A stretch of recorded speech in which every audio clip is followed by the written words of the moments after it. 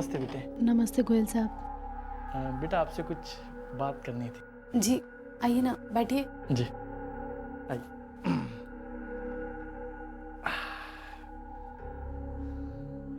देखो बेटे, तुम बेटी जैसी हो मेरी, इसलिए आई केयर फॉर यू।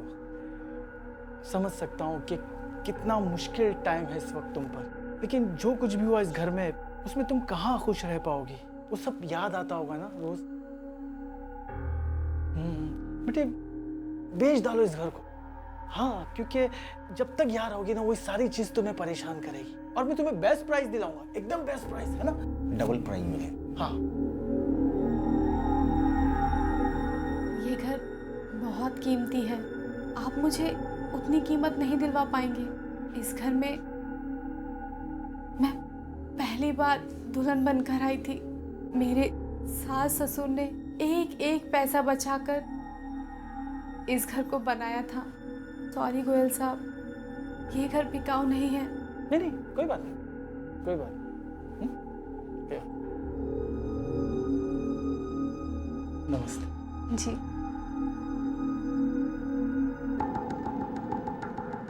साली धंधे वाली है, भाव तोल तो करेगी ना।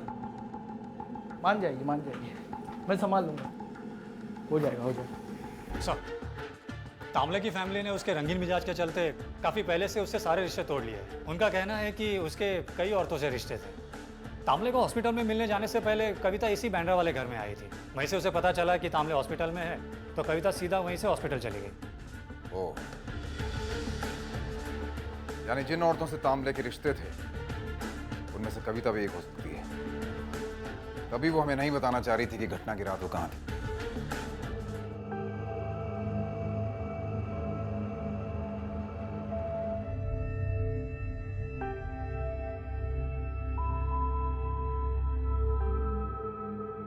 कविता, हम लोग चलते हैं, अपना ख्याल रखना।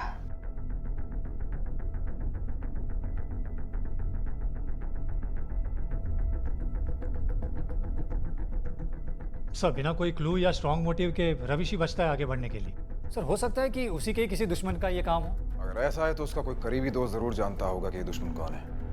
अविश के फ्रेंड्स को जानते हो? जी, शक्ल से जानता हूँ कुछ लोगों को, बाकी नाम पता नहीं मालूम साहब। साहब जी, उसके कुछ दोस्त तो गुंडे जैसे दिख रहे थे। उनमें से एक पिछले हफ्ते बैच पे आया था, बाकी यही गेट पे रुकी थी। साहब, फ्रेडी करके एक था, बहुत क्लोज था उसका।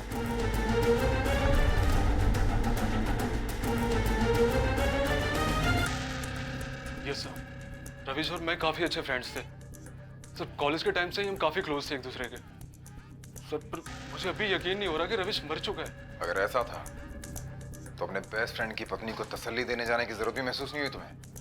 सर, मेरा भी यही थॉट था स्टार्टिंग में, पर सर मुझे समझ नहीं आ रहा था कि कविता के पास कैसे जाऊं और उसे कैसे कंसोल करूं।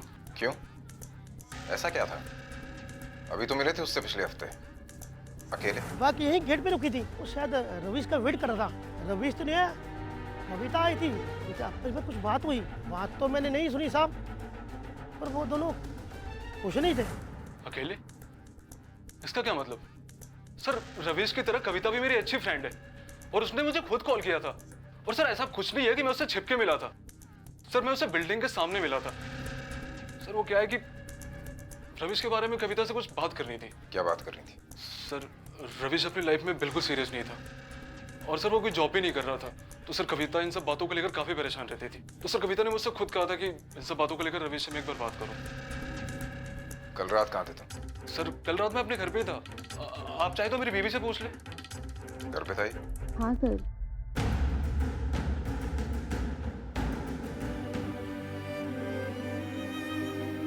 तू तो विधवा हो गई शनो। तुम चले जाओ, यहाँ मुझे कोई तमाशा नहीं चाहिए। यहाँ शरीफ लोग रहते हैं। तो तू इन शरीफों के बीच में क्या कर रही है? हाँ?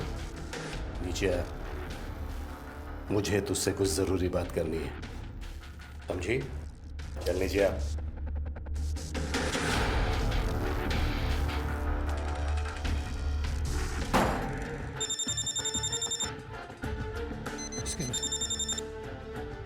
हेलो, क्या?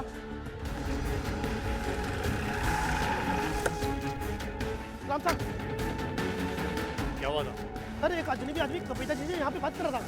चल चले, पकड़ इसको, पकड़ इसको, पकड़। फिर वो उसको जबरदस्ती गाड़ी में डाल के ले गया। कैसा दिखता था वो? सर वो हट्टा कट्टा था, उसके आगे के बाल कम थे, मूछ थी।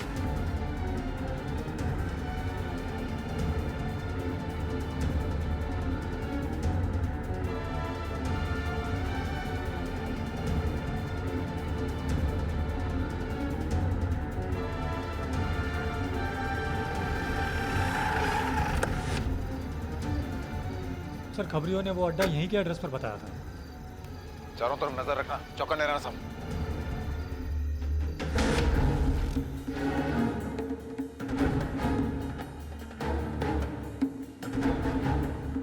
सर कविता यहाँ भी नहीं।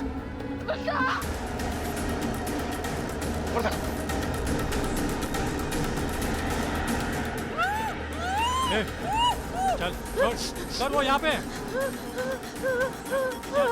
चल।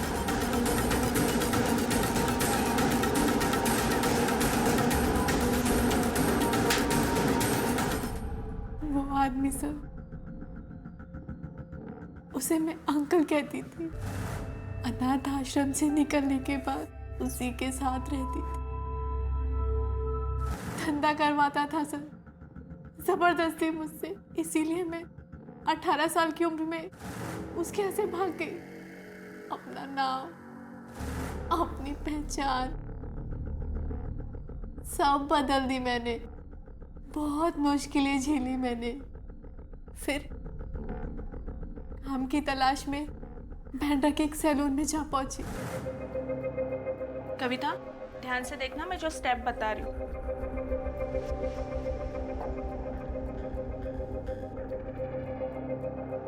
जिंदगी जैसे थोड़ा पटरी पे आ गई हूँ और उसी वक्त रवि से मुलाकात हुई मेरी।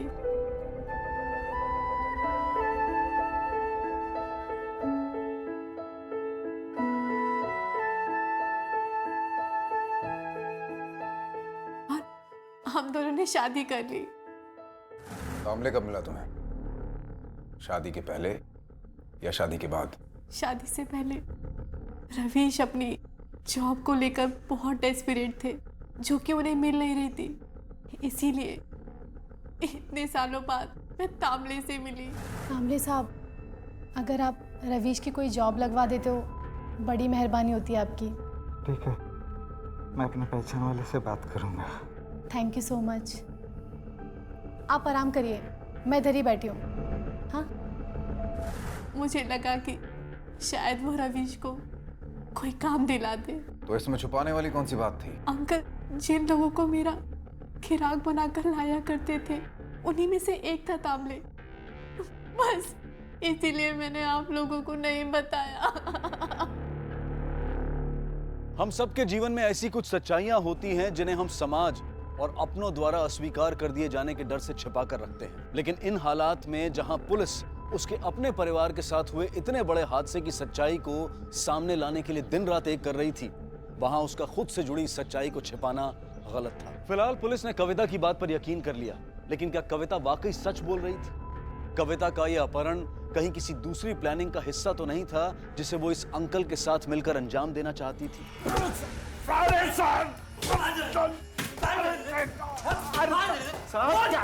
उठ, उठ, उठ, उठ, उठ, साले, बोलना शुरू कर, हड्डियां तोड़ दूंगा तेरी मैं, बोल।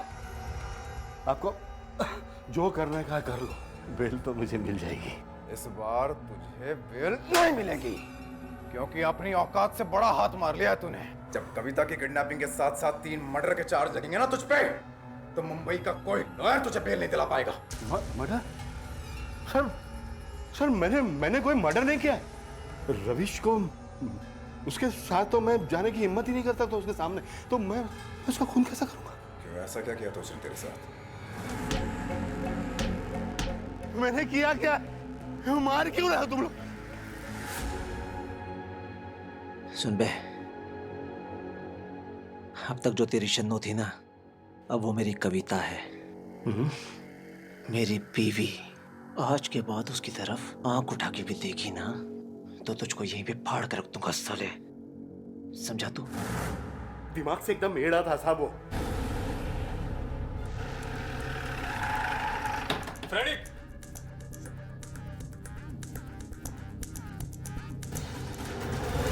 अंदर जाएगा।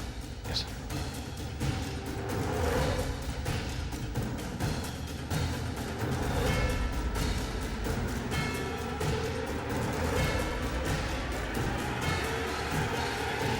सर, फ्रेडी नहीं है अंदर। तुम एम्बुलेंस को फोन करो। यस।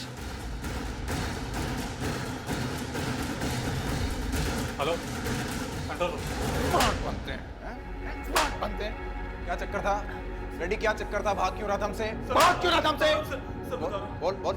सर वो अपन को मार डालेगा, जैसे उसने राविश को मारा था। किसने मारा राविश को? सर पाटिल, जिसे हमने लूटा था।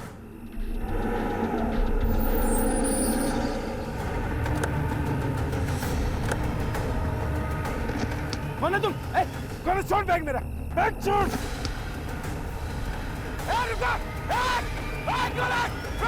सर पाटिल मेरे और मेरे दोस्तों के साथ बहुत दिनों से पीछे लगा था। मेरा एक जो फ्रेंड था जो इस सब रॉबरी में शामिल था, पाटिल ने सर उसे ढूंढ निकाला। फ्रेडी किधर है? सर मुझे नहीं पता सर, सर मुझे नहीं किधर है तेरा बॉस? नहीं पता सर, मुझे नहीं पता। किधर है फ्रेडी? सर उसकी टांगे तक तोड़ दी उसने। मतलब तुम्हारी इस लूट में राविश भी शामिल था? नहीं सर, राविश हमारे साथ लूट में शामिल नहीं था। सर मैंने उसे ऑफर भी किया था लेकिन उसने मना कर दिया। रविश मेरी बात तो सुन भाई। रविश क्या कर रहा है? तो लास्ट टाइम क्यों बैक आउट कर रहा है? तुझे पता ना पैसों की कितनी जरूरत है। मैं जानता हूँ यार, मुझे पैसों की बहुत जरूरत है, लेकिन मैं कविता को प्रॉमिस कर चुका हूँ यार कि मैं आगे से कोई गलत काम नहीं करूंगा, और मैं उसका प्रॉमिस तोड़ नहीं सकता। भाई प्लीज यार, लास्ट टाइम कर देना, इसके बाद मैं बिल्कुल नहीं बोलूंगा तुझे, पक्का प्रॉमिस। रविश सॉरी यार। उस दिन कविता ने मुझे मिलने के लिए बुलाया और उसने मुझे वार्निंग दी कि अगर तुम आगे से रविश को किसी गलत काम के लिए बुलाते हो तो इसका अंजाम बहुत बुरा होगा।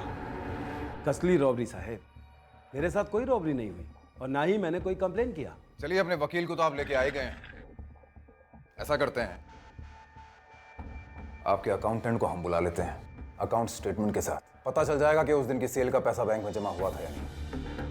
अदालत में यह भी जवाब देना पड़ेगा आपको कि फ्रेडी की जिस दोस्त की टांग आपने तोड़ी, क्यों तोड़ी। फ्रेडी ने अपने दोस्तों के साथ मिलकर मेरा पैसा लूटा था साहब, लेकिन जब तक मैं उस तक पहुंचता वो गायब हो गया। रविश के माँ बाप को क्यों मारा? रविश? ये रविश कौन है? कौन रविश? अच्छा, कौन रविश? समझाओ अपने क्लाइंट को। ट्रिपल मर्डर का चार्ज है इस पे। रविश फ्रेडी का बेस्ट फ्रेंड था। इससे पहले फ्रेडी के साथ हर मामले में इन्वॉल्व रहा करता था, लेकिन इस मामले में उसका कोई हाथ नहीं था। मगर तुझे लगा कि फ्रेडी और बाकी के लोगों की तरह तेरे सिर्फ अपना पैसा वापस पाने के लिए। अभी उनका खून करके मेरे को क्या मिलता साहब? मैं सच बोल रहा हूँ। मैंने जब उस लड़के को मारा तो उसने सिर्फ उससे 2 नाम दिए, एक गौरांग और दूसरा फ्रेडी। रविश का तो उसने नाम भी नहीं लिया साहेब।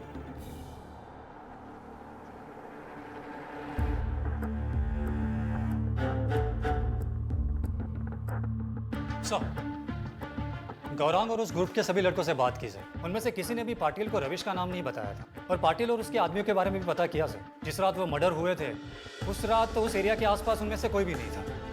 लेकिन क्या? लेकिन सर लूट की वारदात के 2 दिन बाद पाटिल चारकोप में ही था, रविश के ही एरिया में। रविश को नहीं जानता कहा तूने? तो लूट के 2 दिन बाद उसके एरिया में क्या कर रहा था तू? रविश का एरिया? कौन सा एरिया साहब? 15 नवंबर चारकोप में था तू। हमारे पास सबूत भी हैं और गवाह भी। याद आया? चल बता, क्या कर रहा था? साहब 15 तारीख को गया था मैं चारकोप में, लेकिन रविश वहाँ रहता है ये मुझे नहीं पता था। मैं तो उसको जानता भी नहीं हूँ रविश को। अब मेरा भाई डेवलपर है, उसने एक बिजनेस मीटिंग अरेंज की थी, उसी के लिए मैं गया था। फिर बात जमी नहीं तो मैं वापस आ गया। अच्छा, और किसके साथ हो रही थी तेरी ये बिजनेस डील? वो गोयल या गोयल करके कोई आदमी था सर, जो वो सेक्रेटरी था एक बिल्डिंग का। उसका कहना था कि उसके पास बिल्डिंग के सारे फ्लैट हैं और वो सस्ते दामों पे हमें दिलवा देगा, फिर हम वो बिल्डिंग तोड़कर वहाँ पर टावर बना सकते हैं। इसके लिए मोटी रकम भी मांग रहा था। पहले तो हम तैयार हो गए थे, फिर हमने उससे पेपर मांगे तो उसके पास फ्लैट के कोई पेपर नहीं थे सर। तो फिर हमने बोला कि मीटिंग बाद में करेंगे, कि ज़्यादा मुझे कुछ नहीं पता सर लगता है पाटिल झूठ बोल रहा है। बिजनेस डील के लिए ठीक रविश के एरिया में ही उसी की बिल्डिंग में जाना काफ़ी बड़ा इत्तेफाक लगता है, जो कि पॉसिबल नहीं लगता। फिलहाल तो मुझे इसकी यही बात ठीक लग रही है कि अगर इसने दूसरे लड़के की सिर्फ टांग तोड़ के उसे छोड़ दिया तो रविश को क्यों मारेगा, और साथ में उसके माँ बाप को भी। और रविश के दोस्त भी कह रहे हैं कि उन्होंने रविश का नाम नहीं लिया, इसलिए इसकी पॉसिबिलिटी तो थोड़ी कम है। अभी तो गोयल से मिलते हैं चल के, पता तो चले कि पाटिल की डील वाली बात कितनी सच्ची है। इसे पहचानते हैं, हमारे लॉकअप में है इस वक्त, रविश और उसके माँ बाप के खून के सिलसिले में। एक कहानी सुनाई है इसने और उसमें आपका जिक्र है। कुछ कहना चाहेंगे इस बारे में? सर, इसने आपको क्या बताया वो तो मुझे पता नहीं, खाली बात हुई थी सर, ऐसा कुछ सीरियस नहीं। तो कविता और बाकी के 2 लोगों को फ्लैट्स बेचने की सलाह क्या धर्म का काम करने के लिए दी थी आपने? नमस्ते बेटे। नमस्ते गुल साहब। यहाँ की सोसाइटी की मीटिंग में भी आपने सब लोगों से यही कहा ना कि क्योंकि इस बिल्डिंग में मर्डर्स हो चुके हैं इसलिए यहाँ की फ्लैट्स की कीमतों पे असर पड़ेगा और आप वो फ्लैट ज्यादा कीमत में बिकवा सकते हैं। तो जाहिर सी बात है ना, इस मर्डर का फायदा उठाने की फिराक में कहीं ऐसा तो नहीं कि पाटिल के साथ मिलकर आपने मर्डर्स करवाए? सर मैं बहुत शरीफ आदमी हूँ, ये कत्ल वत्ल के बारे में तो सोच भी नहीं सकता हूँ सर मैं। सर आपको कोई गलतफहमी हुई है सर। कुछ 1 महीने पहले रविश को जान से मारने की धमकी दी थी तुमने मिस्टर शरीफ गोयल। सर वो तो गुस्से से सर, गुस्से में निकल गया था सर, जबकि मेरी कोई गलती भी नहीं थी सर। वो राविश के साथ झगड़ा हुआ था सर, वो गलती राविश की थी, मैं तो चुपचाप जा रहा था सर। ए हीरो, ये सोसाइटी है क्या? दारू पी के गिलास फेंक रहा है। चल जा, अभी नाटक मत कर अंकल, जा अभी हो गया बस। ए तेरी एक गुंडागिर्दी यहाँ नहीं चलेगी, समझा क्या? क्या अंकल, तुझे प्यार से बोला ना अभी, बोला ना, प्यार से बोला ना, समझ में नहीं आया, दूसरे ढंग से समझाऊं? गुंडागिर्दी करने का है क्या? रविश, क्या हो रहा है? कुछ नहीं पापा, आया बस। अभी पापा है तो छोड़ रहा हूँ बेटा, नहीं तो यही निपटा दिया था तुझे, समझा? ऐसी तेरी गुंडागर्दी चली ना तो कोई एक दिन तेरा ही निपटारा करके चला जाएगा। हाँ अच्छा, कर लेना बेटा, चल आजा। धमकी नहीं दिया था सर, उसे समझाया था। और सर गुस्से में अगर मुंह से कुछ निकल जाए तो सही में थोड़ी किसी को कोई मार देता है सर। जिस रात कत्ल हुआ उस रात 9:30 से सुबह 8:30 के बीच कहाँ थे? हाँ सर, मैं अपने घर पे ही था सर। मैं वीडियो कॉलिंग पर अपने बेटे से बात कर रहा था 4 बजे तक का। उसके बाद एक साइड पे जाके 3 पत्ती खेल रहा था। आप चाहे तो चेक कर सकते हैं सर। कंप्यूटर कहाँ है आपका? सर वो पाटिल और उसके भाई के साथ जो मैं बात कर रहा था वो रीडेवलपमेंट की कर रहा था सर। और आप तो अभी आए, देखिए ना बिल्डिंग की हालत क्या है सर। अगर इस कत्ल के पीछे किसी का हाथ हो सकता है तो वो है कविता, रविश की पत्नी। क्यों? क्योंकि कविता ने आपको फ्लैट बेचने से मना कर दिया इसलिए? अरे नहीं सर, मैंने अपनी आंखों से देखा है कविता को रविश को ब्लैकमेल करते हुए। प्रेग्नेंट हूँ। तुम्हारे सास ससुर को पता था इस बारे में? जिस दिन ये सब हुआ उसी दिन हमने सबको बताया था। और सर ये बात जानकर सब बहुत खुश भी हुए थे। तुम भी? जी? मैंने पूछा तुम भी? ये कैसा सवाल है? मैं माँ बनने जा रही थी तो मुझसे ज्यादा और कौन खुश हो सकता था? लेकिन हमें पता चला कि तुम्हें बच्चा नहीं चाहती थी। रविश को धमकियां दे रही थी कि तुम इसे अबॉर्ट करवा दोगे। सर अगर इस कत्ल के पीछे किसी का हाथ हो सकता है तो वो है कविता, रविश की पत्नी। कविता क्या है ये सब? कविता, हम लोग बात कर सकते हैं इस बारे में, ये सब क्या है? बस रविश, हम इस बारे में और बात नहीं करेंगे। या तो तुम्हें मेरी बात माननी होगी वरना मैं हमारे बच्चे को गिरा दूंगी, समझे तुम?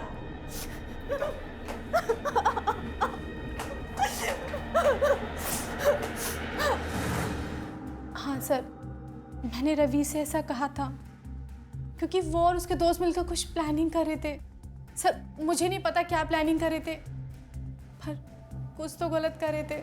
और सर मैं नहीं चाहती थी कि रविश ऐसा कुछ गलत करे, इसलिए मैंने रविश को धमकी दी थी अगर उसने कुछ गलत कदम उठाया तो मैं बच्चा गिरा दूंगी।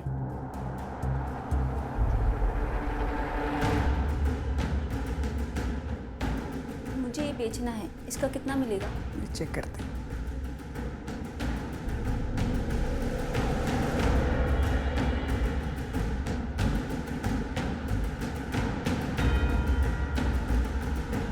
इसको वजन करो, देखो कितना है। Hello police station.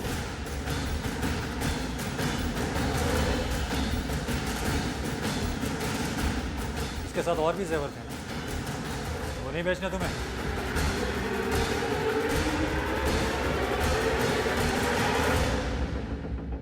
ये सब मैंने नहीं चुराया साहब, मैं सच्ची बोलती है, मैंने कुछ भी नहीं किया है। मैं तो कांदीवली के करवट में भीख मांगती है। चुराया नहीं तो कहाँ मिला? भीख दिया किसी? नहीं सर, वो तो उस दिन मैं भीख मांग रही थी तब।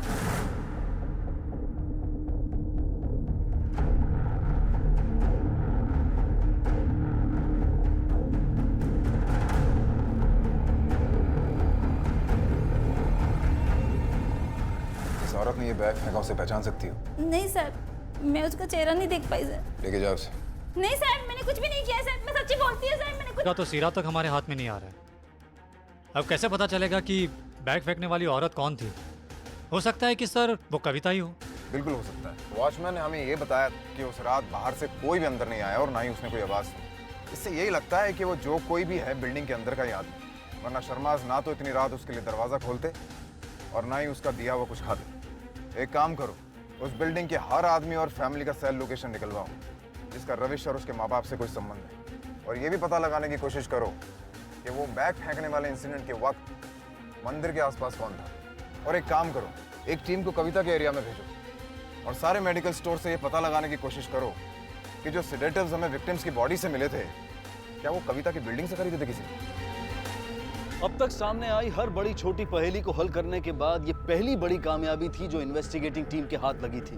उन्होंने रवीश और उसके परिवार की हत्या के बाद उनके घर से लूटे गए जेवर बरामद कर लिए थे। हालांकि ये एक बड़ी उपलब्धि थी, लेकिन फिर भी इससे इस केस को सॉल्व करने में कोई खास मदद नहीं मिल पाई, क्योंकि जिस औरत से गहने बरामद किए गए थे उस औरत ने उस महिला का चेहरा नहीं देखा था जिसने इन्हें फेंका था। पिछली हर बार की तरह इन्वेस्टिगेटिंग टीम फिर से एक बार खाली हाथ खड़ी थी, बिना किसी सबूत के, बिना किसी क्लू के।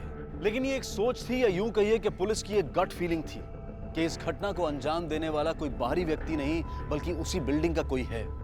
या तो वो रवीश और उसके परिवार का कोई अपना है या फिर उनका कोई बहुत करीबी। और पुलिस की ये फीलिंग सही साबित हुई और जो चेहरा सामने आया उसने सबको चौंका दिया। सर, कॉल रिकॉर्ड की डिटेल्स आ गई है। उसे पता चला है कि सर उस दिन करवे रोड पर ये एक ही नंबर एक्टिव था।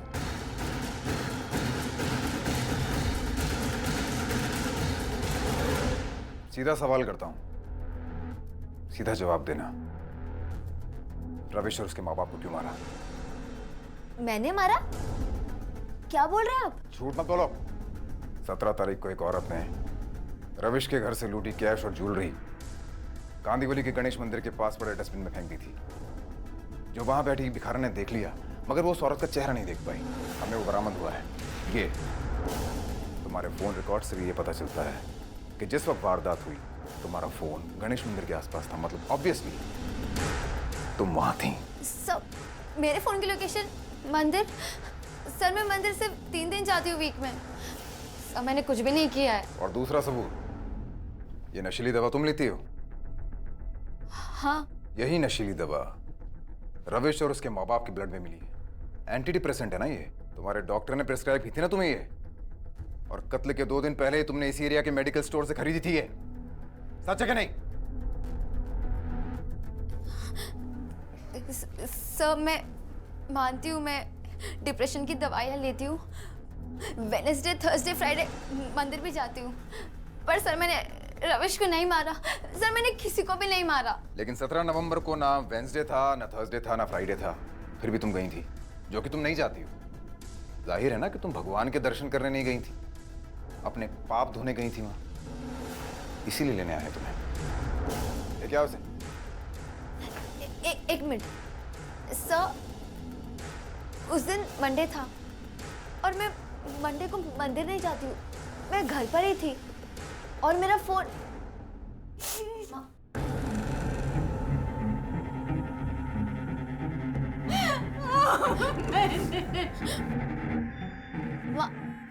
मुझसे देखा नहीं गया तेरा तड़पना। मैं प्रेग्नेंट हो गई थी, रविश उसके साथ था, मगर रवि ने उसे अपनाने से इनकार कर दिया, ये कह के कि उसे शादी नहीं करनी थी। मैंने उसके माँ बाप के पैर भी पड़े थे।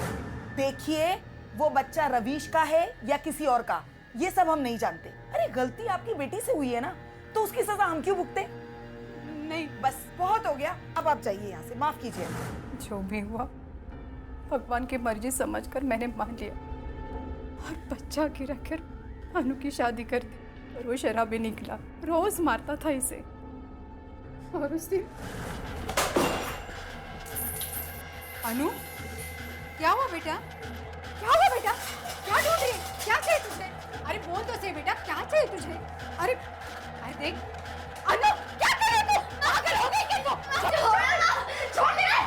क्या कर रही है तू? एक मिनट, मैं तेरी माँ हूँ ना, मुझे बता, क्या बात है? हाँ? क्या बात है? माँ, वो बेटा है मुझे आंटी जी ने दी थी रमेश के मामले। माँ कभी तो माँ पहले वाले गए, रमेश को बच्चा होने वाला। घर में सारे लोग बहुत खुश थे, पर माँ ये खुशियाँ तो मैं भी दे सकती थी उस घर को। माँ मैं तेरा नहीं चाहती माँ। नहीं अनु, मैंने तभी सोच लिया मैं किसी को नहीं छोड़ूंगी।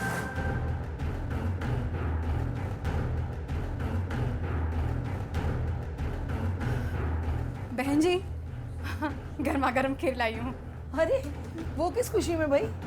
अरे आपके घर में नया मेहमान जो आने वाला है।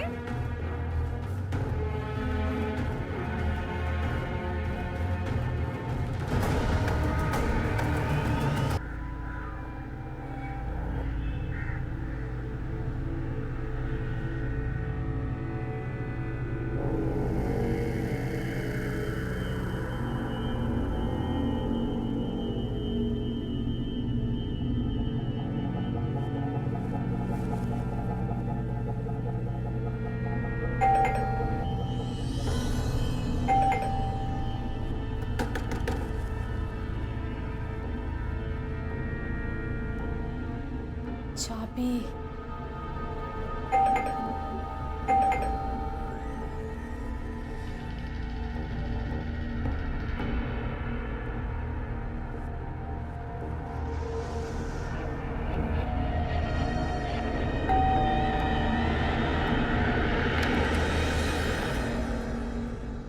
माँ, माँ, क्या है? हाँ, अरे कविता, इतनी सुबह सुबह क्या बात है बच्चा? मम्मी जी या रवीश आपको चाबी देकर गए हैं? नहीं तो मुझे किसी ने नहीं दी। अरे गए होंगे यहीं कहीं, रवीश को फोन कर दे। आंटी मैंने फोन लगाया उन्हें, फोन स्विच ऑफ जा रहा है। सब ना मंदिर गए होंगे। लेकिन रवीश तो दोपहर से पहले उठता ही नहीं है, तो मंदिर कैसे जाएगा? अब तू चल अंदर चल, चाय पी ले, तब तक आ जाएंगे। आजा। नहीं आंटी जी, मुझे पास ही में छोटे मोटे काम है, तब तक मैं वो कर लेती हूँ और जब तक सब आ भी जाएंगे। Thank you. ठीक।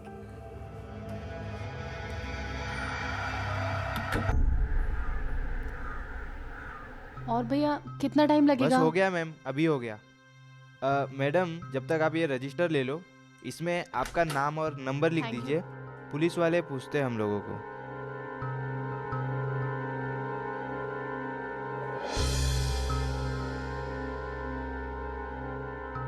थैंक यू भैया। देखिए, अगर आप चाहती हैं कि जिन लोगों ने भी आपके परिवार के साथ ये सब किया है उन्हें सजा मिले, तो आपको हमारे साथ कोऑपरेट करना पड़ेगा। कल रात आप घर से कितने बजे निकली थी? 9:30 बजे, डिनर के बाद। ज़्यादा कुछ काम करने की ज़रूरत नहीं पड़ेगी। मम्मी जी, आज मेरे फ्रेंड का संगीत है, तो मैं सुबह आऊंगी। जाओ बेटा। अरे सुन तो, कितनी प्यारी दिख रही है। नजर तो उतार लूं? अरे अब नजर उतार के क्या होगा मम्मी, मेरी नजर तो पहले उस पर पड़ चुकी है। तू चुप कर, कुछ भी बोलता रहता है। जा बेटा तू, अपना ख्याल रखना। बाय। सब कुछ रोज की तरह था। आपने बताया कि आज सुबह आप 8:15 पे घर आई। रात भर कहाँ थी आप? मैं आपको नहीं बता सकती। देखिए, क्रिमिनल इन्वेस्टिगेशन है, कोई क्विज शो नहीं है कि आप क्वेश्चन पास कर सकती हैं ऐसे। हमने पूछा है इसलिए आपको बताना पड़ेगा कि कल रात आप कहाँ थी। सर मैंने आपसे कहा ना, मैं जानती हूँ, मगर मैं आपको नहीं बता सकती। I am sorry. कविता ने बताया कि उनके घर की चाबी आप लोगों के पास रहती थी। सालों पहले सर। अब कविता और रविश की शादी हो गई तो रविश ने चाबियाँ वापस ली। कविता को ज़रूरत पड़ती है इसके लिए। कविता ने हमें बताया कि आप रविश से शादी करना चाहती हैं। अगर आपको सच जानना है तो सामने वाले आहूजा से पूछिए, मुझसे ज्यादा वो बताएंगे मेरी फैमिली के बारे में। सर, रविश और मैं बचपन से ही बहुत अच्छे दोस्त थे। कविता ने आपको मेरे और रविश के बारे में सब कुछ बताया, पर अपने बारे में नहीं बताया कि वो मसाज पार्लर में काम करती थी। तो आंटी जी को ये बात पसंद नहीं थी। उन्होंने मुझसे एक बार कहा भी था कि उन्हें लगता है कि कविता ने रविश को फंसा के शादी की है। आपको क्या लगता है? मुझे क्या लगेगा, वो तो रात को देर से आती थी और कभी कभी तो नहीं भी आती थी। पर एक बात मैं आपको ज़रूर कहूँगी कि वो जैसी दिखती है वैसे है नहीं। सामने के फ्लैट में इतना कुछ हो गया और आप लोगों को पता ही नहीं चला। किसी ने कुछ देखा नहीं, कुछ सुना नहीं। सुनने में थोड़ी अजीब सी बात ज़रूर लगती है ना? हमें जल्दी सोने की आदत है। कल रात 10 बजे के करीब में जब सोने गई तो उनके घर से टीवी चलने की आवाज़ आ रही थी। उसके बाद मेरी आँख लग गई और उसके बाद क्या हुआ कुछ पता नहीं चला सर। अनु की माँ ने रात 10 बजे उनके घर से आती टीवी की आवाज़ें सुनी, लेकिन कविता को सुबह टीवी ऑन नहीं मिला। इसका मतलब वो लोग रात 10 बजे तक तो जिंदा थे। यानी जो कुछ भी हुआ रात 10 से सुबह 8:30 बजे के बीच में हुआ। अनु और उसकी माँ तो जल्दी सो जाते हैं, लेकिन किसी ने कुछ ना कुछ तो सुना होगा। बाकी लोगों से बात करके देखो। yes. वो घर पर नहीं थी। मुझे कोई पछतावा नहीं है उनको मारकर। शांति मिले मुझे उन्हें मेरा देखकर। नहीं माँ, माँ, माँ, नहीं तो। अन्नू रवीश से प्यार करती थी जो कि अधूरा रह गया था, और अन्नू की माँ ने इसे हर उम्मीद का अंत समझ लिया था, जिससे उनके मन में निराशा ने जन्म लिया।